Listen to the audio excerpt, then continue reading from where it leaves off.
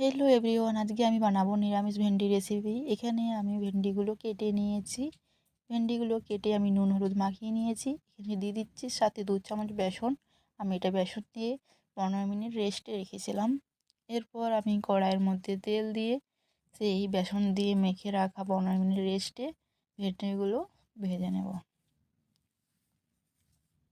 ভেন্ডিগুলো ভাজা হয়ে গেলে আমি তুলে নেব।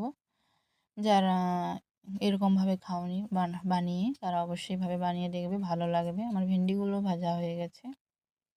এরপর আমি কড়াইয়ের মধ্যে দিয়ে দিচ্ছি তেল, তারপর কালো জিরে ফোড়ন দিয়ে এখানে দিয়ে দেবো হলুদ গুঁড়ো। তারপর আমি 4 চামচ পোস্ত, 1 চামচ সর্ষে পেস্ট করে রেখেছিলাম সেটা দিয়ে দেব। সেটা দিয়ে একটু ফুটে আসলে ভেন্ডিগুলো ভেজে রাখা দিয়ে দেব। তারপর আমি সামান্য ফুটিয়ে নেওয়ার পর এখানে আমি 2 চামচ চিনি দিয়ে দিচ্ছি। তারপর যখন এটা শুকনো শুকনো হয়ে আসবে তখন আমি কেটে রাখা কাঁচা লঙ্কা দিয়ে নামিয়ে নেব। রেসিপি ভালো লাগলে লাইক কমেন্ট শেয়ার করতে অবশ্যই ভুলবেন না। আর ভিডিওটা কেমন হয়েছে অবশ্যই কমেন্টে জানাবেন।